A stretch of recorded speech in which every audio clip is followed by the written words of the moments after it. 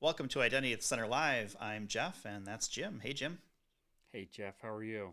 Oh, not so bad. Yourself? Good. Happy New Year. Happy New Year, sir. Here we are. Another year, another 70 cents on the dollar, depending on your tax bracket. Yeah. So, you staying warm there in Chicago? I'm trying to. My office is in the basement, so it is very cold here today. My watch tells me it's 12 degrees. So I'm not sure what the wind chill is, but we finally got our first snow just a few days ago. I think we set a record for like how long into winter it's been before we had measurable snowfall, and then we got like 5 inches over the weekend. So not terrible, but definitely the winds of winter are here now. Yeah, one of my new joys in life is finding new Zoom background pictures. So I see that. I'm actually near Atlanta, Georgia. So, it's a pretty warm climate. It's in the 50s, so everybody here is like, "Oh my gosh, it's so cold," but I think we got it pretty good. So this is not my real background. It's not. Wow, you're on. I No. was going to wonder how you wheeled a an office chair out into the snow. I was like, that's some real dedication. Yeah, and I'm sure people were wondering how'd you get that cool thumbprint painted on your wall behind you. Yeah, exactly. So I guess just to kind of level set what this is about, right? This is kind of companion to our podcast that we do every week. We're on a little bit of a winter break right now as we kind of take stock and kind of reload and rearm for 2022. But this gives us an opportunity to be a little more current, I think, with some of the conversations we have, since sometimes we're recording in advance, and little looser vibe in general. Apparently, a gray T-shirt is the official uniform for today's episode, so we're both rocking that. But just kind of gives us a chance to kind of connect and kind of talk more real time, and for guests and people who are watching on the live stream and join us, having interaction with those folks, asking questions and things like that. So we're still kind of in this slow roll, kind of getting it off the ground, and figuring out, well, kind of how we want this to work. But yeah, here we are. Yeah, I mean, it's one of those things. I'm sure we're not the only ones. We're trying to get rid of that brain fog. I remember the first call of the year was Monday, Yeah. and I got on and I was like, "Where am I again?" What is Back I to am? work. What is identity? How does that even work? Yeah, what is I am? Well, I got you with that when you presented at the FIDO conference Yep. this year. Yes, I she tell you, did. I was unable to go because I thought I had COVID. I mean, I was sick. Yep. Um, and it turned out that I did not have COVID. I just had a regular cold. Imagine that. But I was miserable. And I'm sure nobody wanted me sitting next to them on the plane or at the conference. So I messaged you. There was a Q&A, and it was a conference that had a mix of in-person and virtual. More people attending virtual. And I submitted a virtual comment, which was, "What is I am?" Yeah, and then I had to explain what is that? Why do we do Yeah. that? But yeah, that was cool. It was a good conference. I liked it. I don't. I'm glad. I'm not glad that you weren't able to attend, considering it was your idea to speak, present. So thanks for leaving me hang on that one. Again, I'm just going to keep bringing this up forever. But I'm glad you weren't there, because I certainly wouldn't want to be standing next to you while you're, coughing and sneezing and the whole COVID thing. And it seems like everyone is getting it now with this Omicron and type thing. So hopefully people are staying kind of safe. I'm supposed to travel in a couple of weeks to DC. I was going to go to RSA in February, but it sounds like that has been pushed back. So we'll see how things are going, and if this other conference I'm going to in January works. But um, yeah, this is just the way of the world now, right? Well, they're saying it's here to stay. It's becoming the mainstream belief is that it's going to become a seasonal thing like the flu, and if that is the case, then I think you'll see a lot more conferences pushed to the summer.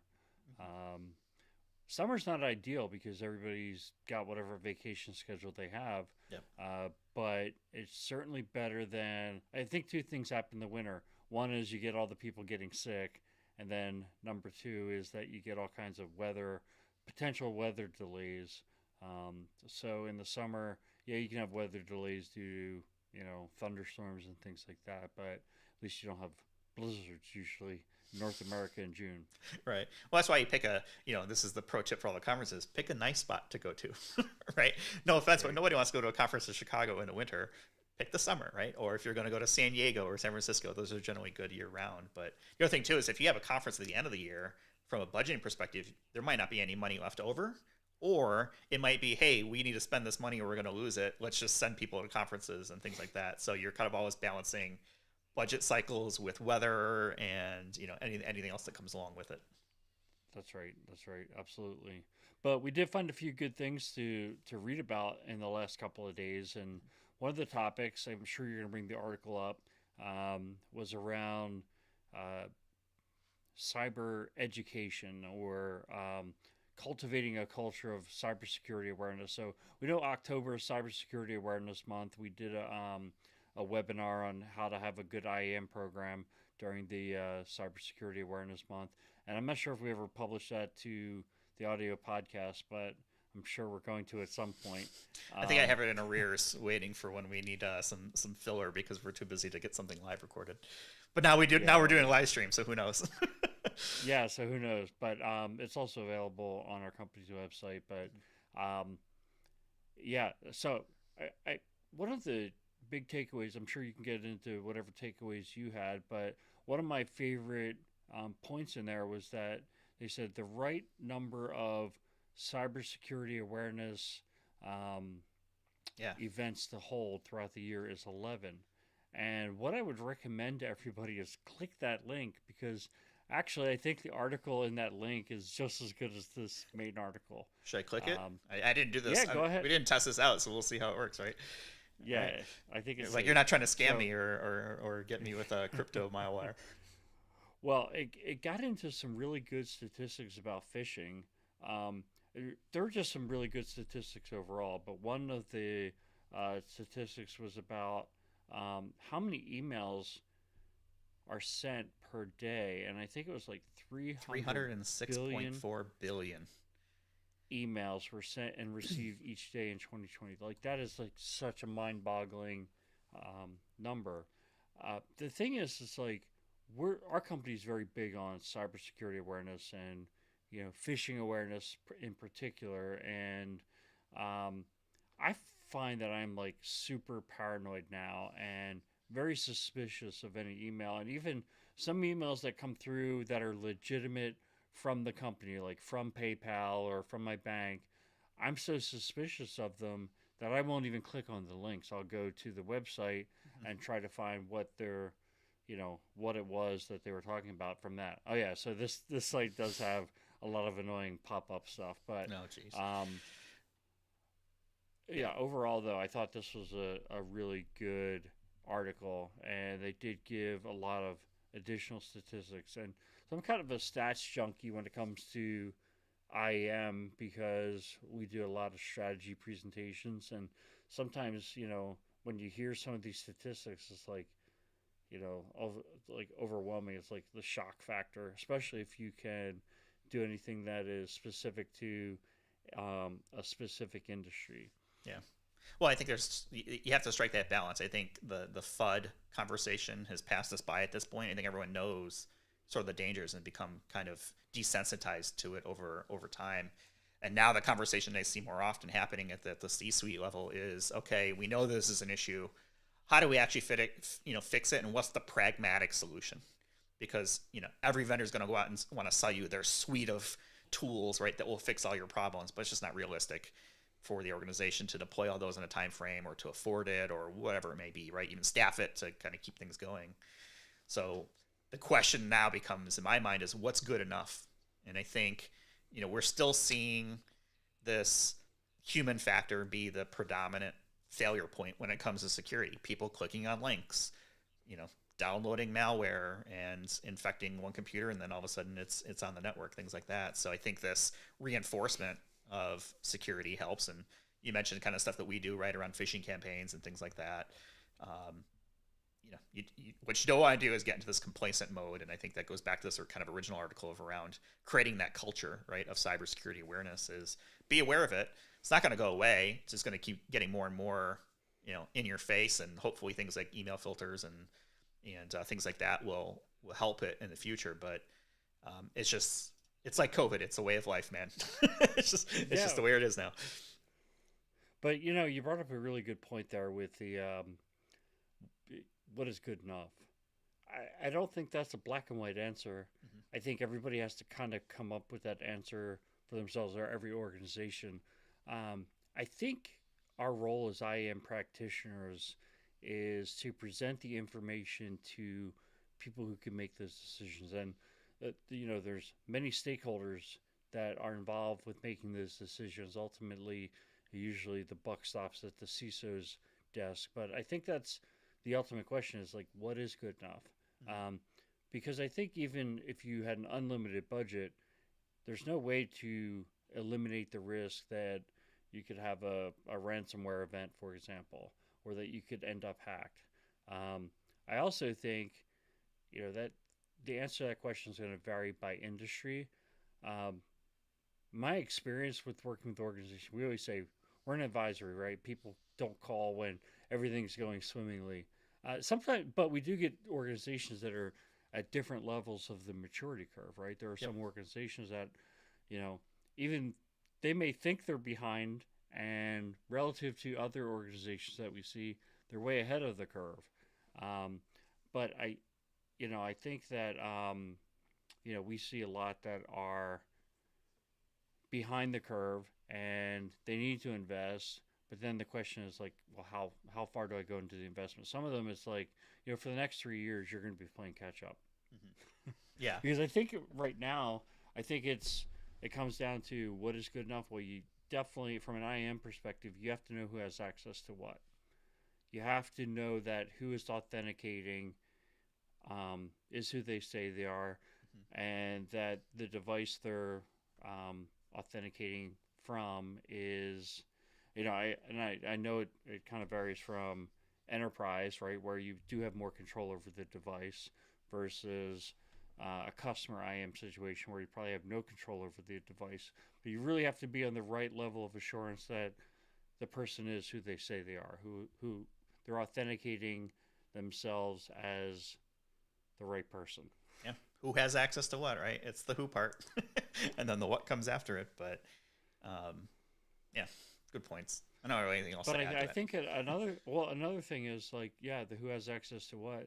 I mean, we run into a lot of organizations that don't have a good inventory of the Oh yeah, what. yeah, yeah, I think that's basic blocking and tackling, right? Like, if you don't know what you have to protect, you're really not even at square one yet, right? I mean, yeah. that's kind of a starting point. It's like, from we always talk about like what are some of the keys to increasing maturity. One is like, how do you increase the maturity of your program? So you have to have formal policies. You have to have a good inventory of what it is that you have to protect. Um, you have to have your stakeholders properly engaged and know who makes what decisions, and kind of that racy chart. Um, I think from um, who has access to what standpoint, it's one that do you have that, how complete it is. But then the other layer is how much of it is automated. The more you're depending on manual tasks, the more susceptible you are to having errors, and it's more likely a poor customer experience because it's inefficient. It's going to be slow. Yeah, I think that maturity that we talk about when it comes to IM stretches across so many different things, because you kind of talked about it before. It's like, okay, well, it goes back to good enough. And it's like, okay, well, we know we're really good at privileged access management, but we're still manual on account deprovisioning, and we keep getting audit findings. Okay. So from a strategy perspective, we're probably not going to focus on the privileged access management as much, because there's already maybe some capability there. Of course, everything can always get better and improve and, all that good stuff. But this is where I think, the risk-based strategy, the pragmatic IAM strategy, whatever words you want to call it, is okay. How do we fix the issues that need to get fixed sooner rather than later? And the truth is, not every organization is going to be able to say, okay, we have these 7 different tracks of IAM all operating in parallel. They're all staffed effectively, and everything moves forward, and we're better at everything in a year or 2 years or 3 years. The real world, it's more like, okay, we've got 3 people who kind of do IAM, another person who kind of wears the hat part-time, and we need to pick and choose the battles from a resourcing perspective or from a funding perspective. So being able to push that forward in any number of areas, it really has to kind of make sense for the organization. I think it starts with, you got to know who has access to what. To get to that answer, you have to know the what, you have to know the who, which means you need to have identity sources of truth for all of your people, not just employees, but contractors, vendors, partners, whatever, name you want to call people who have access to your resources. And then what are those resources? Do you have a list somewhere? If you don't, probably time to start building something. It could be as simple as even just a spreadsheet, or you could get something super fancy and put it into, a CMDB type tool, something like a ServiceNow or something else, along those lines. But you got to start somewhere. And I think that's where, we start to see more of these issues come up from a ransomware perspective. Is also organizations don't have a good handle on what's been affected. So it takes even longer to identify what has been impacted. And it just becomes this, almost like a self-fulfilling prophecy, or a self-defeating prophecy maybe, when it comes to, how we're actually going to recover from this incident. I think another thing that came to mind as you're talking was organizations that are kind of behind that maturity curve. Typically, one of the things that they suffer from is they haven't invested in IAM over time, right? They haven't bought the tools, and maybe their organization or their staffing has, either people have moved on, or maybe they've run into some business challenges and had to reduce force and then never rehired. Or even someone said, hey, this is good enough, like 5 years ago, and never reevaluated that decision. And maybe it was. Things changed. Another one that I see a lot is that organizations outsource IAM to an MSP. And I think there's a place for that, right? I think that repetitive tasks are things that can be outsourced. When it comes to strategy and kind of leading, and, I don't think those things can be outsourced. And then there's kind of all the things that fall somewhere in between, like engineering, architecture. But where organizations have thought, like, IAM is just a business function like payroll, or something that we can just, give to this other company to run for us. They are not recognizing how important identity is to pretty much everything they do. You got to have a lot of trust to outsource your security to another partner. And maybe that's fine, right? Maybe there is a good trust relationship there and it works. But, I think if you think about it from a plan, build, run perspective, most of the time, I think the organization is much better off owning the plan part of it. The strategy, the governance, the oversight. You can outsource to varying degrees the other parts, the build and the run. But think very careful about how much power you give to your vendors when it comes to controls, keys of the castle, right? Things like that. Because, maybe you don't get hacked, but maybe they did. And they have access to your environment. I can't remember the company that we had. Was it Kaseya? I think it was last year, right? Kind of an IT service tools. So they breached one company. It's a supply chain attack. We kind of talked a little bit about this last week, but like they're worming their way in around it, right? So, think about it from that perspective too. Yeah, I mean, I think that one of the things to recognize is that usually organizations don't just outsource IAM to an MSP. They outsource all of IT. Yeah. I mean, IAM is just a part of that, like provisioning the accounts. Of course, you have to provision the accounts, just like you have to provision the hardware, and it's just not strategic to our organization. That is very short-sighted, unfortunately, but that is usually the way it happens.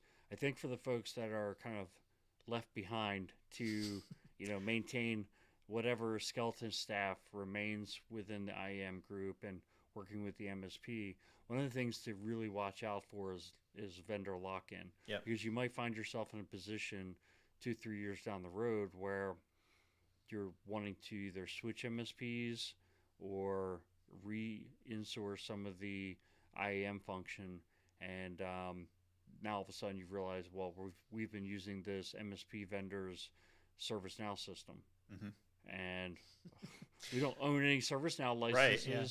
We don't have an implementation. All of our tickets are on their system.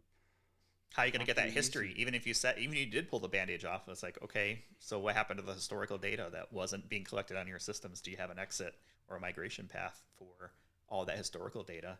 Because if you think about it, like from like a SOX perspective, right? You need to show like 7 years of your history. Sure hope you have a plan. You decide that an MSP relationship is no longer the right fit for you. Absolutely, yeah, and I feel for the IAM practitioners who are in this boat because um, they probably don't. Whatever situation they have is well beyond their control. Yeah. But I think that's one of the toughest things about breaking any kind of situation like that or getting out of it is that if you have that vendor lock in, you know, it's going to compound things, and you'll probably be working on that before you even get to automating and implementing an IGA system or doing process improvement. Yeah, and I don't want to poo-poo the whole thing around MSPs either, because there's certainly a place and it makes a lot of sense for a lot of orgs. And hindsight's always 2020, right? You can always go. It can always start with the best of intentions, and maybe things worked well, and then all of a sudden it just, for whatever reason, is no longer the fit. Do you stay in a bad relationship or not? I think that's something that you have to kind of consider. And I don't know if you can hear my dog, but he is certainly echoing He my. feels He feels strongly. he feels very strongly about MSPs and work that they do, but it's okay Well, to I get think you're smarter right. too, right? I mean, at some point, you know, the right decision was made 5 years ago, 2 years ago, 1 week ago. But if things change, it is okay to get smarter, make an adjustment, and evolve and continue to improve from there. I think too often we get stuck in, well, this is how it's going to be, and we can't change. Can you? I think you're right on that the MSP, we shouldn't look at MSP and just say black and white, good or bad. Mm. I think MSPs do a fantastic job of if you can say this is got the right structure, well documented, here's the process that we want to follow, or inherit their process. They can bring things, leverage that there's no way that you could build if you're a fast growing organization. All of a sudden, they might have a follow the sun model. They might have help desk in multiple languages. Like you can inherit all those things, all those capabilities, and not build them yourself. And therefore, you have time to focus on building other things. But when you start to say, well, can you handle strategy? Can you handle, um, you know, and like I said, there's that gray area where it goes into engineering, where if you ever do get to the point where you've hit a level of frustration, the MSP is not meeting what you want to do. Now you have no staff, you don't have architects, um, and again, you might not even own the systems that perform your IAM functions or your ticketing system, and then you're in real trouble. But tell them too, right? I think if they're not meeting your needs, I think it's upon you as the customer to tell the provider, here's what we're not getting, here's what we need to do, how do we solve this? What you don't want to do is all of a sudden just pull the rug out from someone and say, well, that's not what our expectations were, or what was agreed to from a contract perspective or whatever. It is perfectly okay to say, hey, we want to evolve this service, we want to change, we're not getting what we need. You don't necessarily need to be a Karen about it, but have the conversation with your partners and say, okay, here, how are we going to get better and move past this? What you don't want to do is have this be a festering problem that just That's right. gets into an irreparable state. I think that's a good point. For the reason for importance of governance, it's not like you only need governance if you don't have an MSP. Mm-hmm. You probably need governance even more if you have an MSP. You need to have that formal process for, you know, meeting on a regular basis. What are you going to discuss? You're going to discuss metrics. You're going to discuss change management, things like that.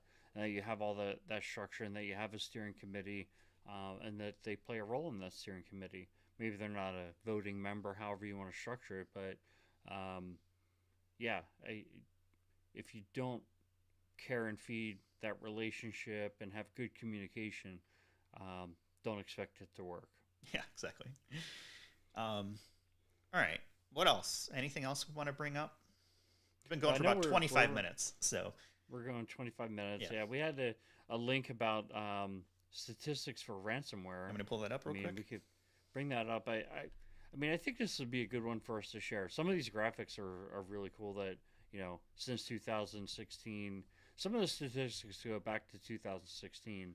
Um, but some of them are pretty new as well. Mm-hmm. And like the one that went back to 2016 was like 88% of ransomware attacks were against healthcare organizations, which, I mean, anytime you get to like 88%.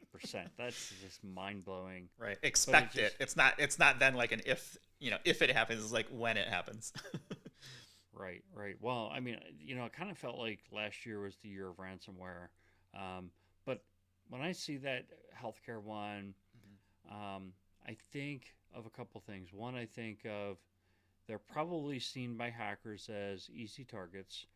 Um, in other words, they scan their network and find a lot of unpatched systems, or they find that maybe they're not doing some of this awareness that we talked about earlier, where people click on phishing links, give up their password, then they're in.